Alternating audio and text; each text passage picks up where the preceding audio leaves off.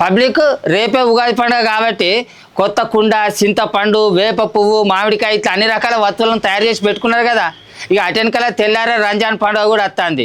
కానీ 2 పండుగల జోరు అంతటా మస్తుగా కానొస్తున్నాయి కదా. బడి పిల్లగాళ్ళకు కూడా 2 రోజులు సెలవులు ఇచ్చిర్రు.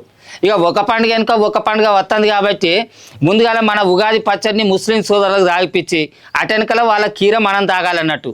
ఇక గిత్తనే ఇక్కడ ఒక ఈ స్కూల్లో పిల్లగాళ్ళకు 2 పండుగలను ఒకటేసారి చూపెట్టి భిన్నత్వంలో ఏకత్వం అంటే ఏంటో చెప్పిర్రు. మనం కూడా ఒకసారి చూసేద్దాం పారు.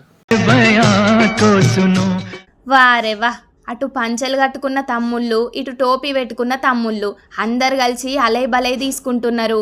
ఉగాది శుభాకాంక్షలని వీళ్ళు చెప్తుంటే ఈద్ ముబారక్ అని వాళ్ళు అంటున్నారు. చూడనీకి మస్తు ముచ్చటగా ఉన్నది కదా. గిదేమున్నది, ఇగో గిది చూడుండ్రి.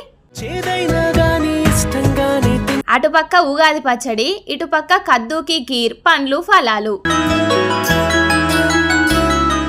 చూసిండ్రా, ముస్లిం సోదరులకు పండ్లు తినిపించి ఒక్క పొద్దు ఇడిపిస్తే అటెనక వాళ్ళు ఉగాది పచ్చడిని వీళ్లకు తాగిపిస్తున్నారు.